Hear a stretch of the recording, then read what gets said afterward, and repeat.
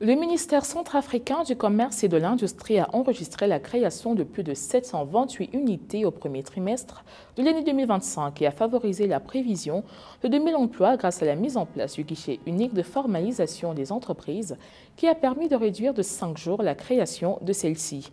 Les défis aujourd'hui demeurent l'implantation des antennes locales de guichet unique dans toutes les régions de la Centrafrique.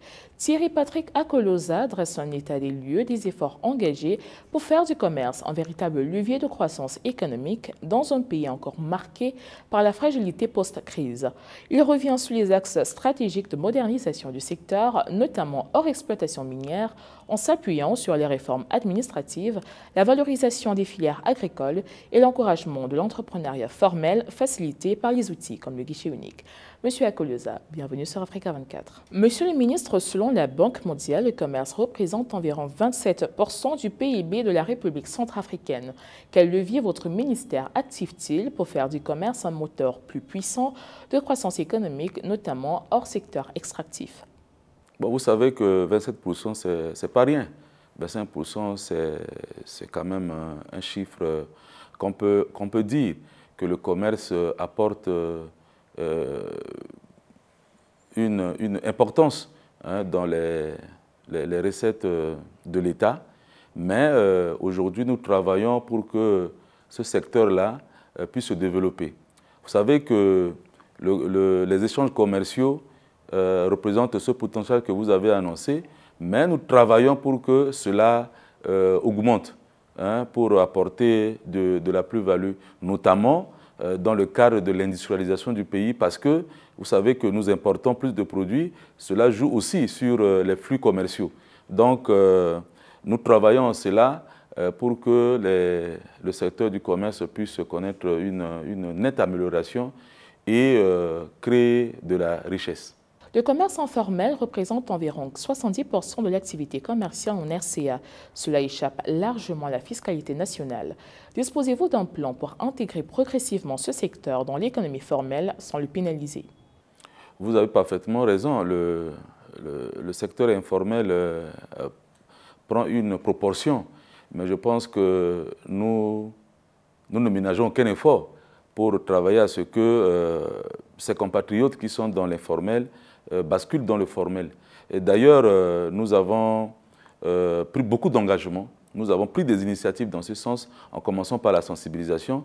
Et aujourd'hui, il y a une réduction. C'est peut-être une question d'information pour ceux-là qui sont dans le secteur informel.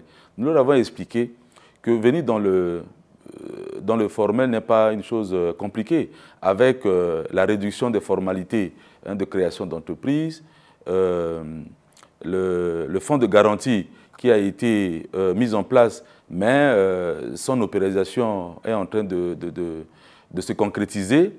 Et il y a la redynamisation de la chambre de commerce, pour permettre à ce que ces compatriotes-là qui sont dans l'informel passent dans le formel, parce que l'État a tout à gagner, et eux aussi, lorsqu'ils sont dans le formel. D'ailleurs, nous avons eu plusieurs séances de travail avec ceux du secteur informel, mais ça continue, nous continuons à travailler, et d'ici là, je pense que le pourcentage de ceux qui sont dans le formel va dépasser ceux qui sont dans l'informel. Ces dernières années, votre ministère a accompagné la création de plusieurs coopératives et unités de transformation dans les filières café, coton et karité. Quel impact concret ces initiatives ont-elles eu sur les revenus des producteurs et l'emploi local, notamment en milieu rural? Bon, la République centrafricaine est membre de l'Organisation mondiale du commerce, et dans ce cadre-là, nous avons bénéficié d'un programme cadre intégré renforcé. Et c'est dans ce cas-là que nous avons travaillé avec les coopératives qui sont bénéficiaires de ce programme. Le café, le maïs, le sésame. Mais il faut dire que le café a été délaissé un certain temps parce que nous avons dirigé une mission dans la Lobaye, là où aussi il y a une forte population caféoculteur. Mais comme je l'ai dit, le résultat qui m'a été rapporté, ce secteur-là est un peu délaissé, mais ces paysans demandent l'accompagnement du gouvernement. Et donc, je pense que ce programme-là, les résultats aujourd'hui sont mitigés. Mais nous continuons à travailler parce que nous avons eu, avec nos partenaires, un allègement de ce programme qui va continuer, mais nous travaillons de sorte que tout ce secteur-là soit productif, notamment dans le cadre de la transformation de nos produits. Hein, j'avais parlé ici de l'importation. Le secteur du maïs, le secteur du sésame, c'est des secteurs qui peuvent apporter un grand plus pour l'économie de la République africaine. Mais ce programme-là continue, nous continuons à travailler parce que une pesanteur, c'est la crise militaro-politique a connu parce que la zone où on cultive en abondance le café, c'est ces zones-là qui ont connu les effets de la crise. Mais aujourd'hui, avec la stabilité, je pense que ce programme-là va continuer. La mise en place du guichet unique de formalisation des entreprises a permis de réduire les délais de création de celles-ci à moins de 5 jours. Quel bilan faites-vous de cette réforme en termes de formalisation du tissu économique et d'attraction d'entrepreneurs locaux et de la diaspora? Vous savez que c'est une réforme importante avec le guichet unique, la réduction de 5 jours de la création d'entreprises. Mais ce n'est pas seulement la réduction de 5 jours, mais il y a la réduction du montant initialement prévu pour la création d'entreprises. Aujourd'hui, pour l'année 2025, seulement pour le premier trimestre, nous avons eu 728 unités qui est déjà mise en place. Et avec une prévision de 2000 emplois. Ça veut dire qu'avec les réformes structurelles et juridiques, le guichet unique apporte plus dans la création des entreprises, mais aussi la réduction de la pauvreté à travers l'emploi des jeunes et des femmes. Alors donc, le guichet unique, en plus de ça, nous avons créé d'autres antennes. Parce qu'à l'époque, nos compatriotes qui sont dans la RPI à 600, 800 km viennent ici à Bangui pour créer l'entreprise. Nous avons créé, il y a 8 mois, l'antenne de Bombari. Et aujourd'hui, avec l'appui du PNUD, nous sommes en train de créer une antenne à Berbérati. À Berbérati, ce serait au mois de novembre, décembre, au plus tard. Cette antenne-là sera opérationnelle. Mais notre objectif, c'est d'aller dans toutes les régions pour créer les antennes de guichet unique. Dernier mot sur le guichet unique, c'est la réforme institutionnelle que nous sommes en train d'apporter par rapport au décret portant fonctionnement de cette structure. Parce que le guichet unique, comme vous le savez, c'est partout dans le monde, surtout dans nos pays africains, mais nous ne sommes pas en adéquation avec les normes internationales. C'est pour cela que nous avons fait une réforme juridique et institutionnelle, le dossier sur la table du gouvernement. Je pense que le chiffre que j'ai annoncé, après l'adoption de ce décret, les performances du guichet unique vont aller en accroître. Le pays est fortement dépendant des importations pour des produits de base, notamment alimentaires. En 2023, les importations ont représenté plus de 40% de la valeur totale des échanges commerciaux. Quelles politiques sont mises en œuvre pour stimuler la production locale et inverser cette tendance? Vous savez que s'il y a un souci qui anime le ministre du Commerce que je suis et tous mes collaborateurs, c'est cette question d'importation. Un pays, comme j'ai l'habitude de le dire lorsque j'ai l'occasion, un pays ne peut pas se développer avec de l'importation. Et le gouvernement est conscient de cela.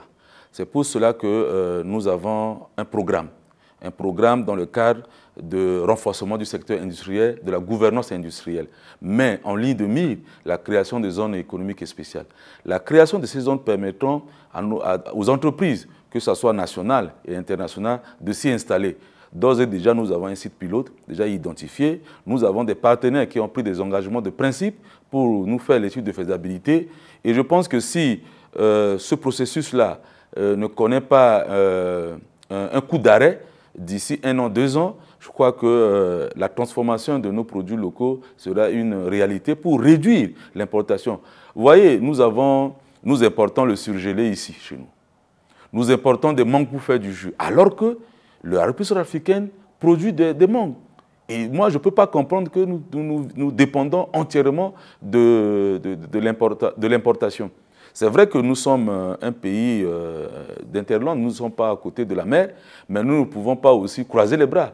Mais il y a un travail qui se fait. Et d'ailleurs, depuis l'indépendance, nous avons eu aujourd'hui, il y a pratiquement 1 an, la première loi sur le secteur industriel.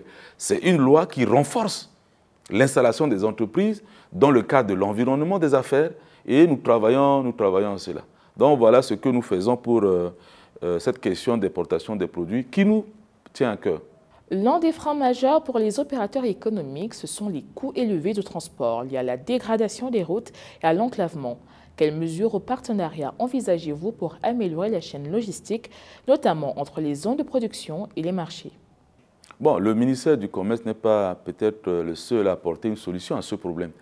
La problématique a été présentée par le ministère du Commerce lors d'un conseil des ministres. Je crois qu'il y a un comité interministériel qui a été mis en place, qui travaille sur cette question, notamment le ministère du Commerce, le ministère des Finances, le ministère des Travaux publics, le ministère des Transports. Et je crois que le gouvernement ne croise pas les bras devant cette situation. La question des transports est tributaire de l'état de nos routes. Mais vous voyez, aujourd'hui, nous avons un seul canal de livraison ou d'importation de nos produits, c'est par le Cameroun. Mais avec le projet Corridor 13, vous voyez qu'avec Congo-Brazza, qui va aller jusqu'à N'Djamena, nous allons diversifier notre secteur d'approvisionnement. Et il y a un projet Khartoum aussi. Donc si tous ces projets-là se concrétisent, d'ici là, on ne peut plus parler de cette tracasserie qui est sur une seule voie. Les opérateurs économiques, je les ai reçus. On a recueilli leurs desiderata, mais nous travaillons dessus. Déjà la question de route, mais aussi la question du carburant.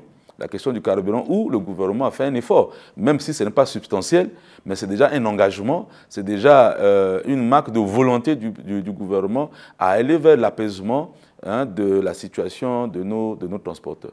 Monsieur Thierry Patrick Akoloza, merci d'avoir répondu aux questions d'Africa 24. Madame, Monsieur, votre fidélité nous honore. Restez scotchés sur Africa 24, tv.com et sur l'application MyAfrica 24 pour plus d'actualités africaines.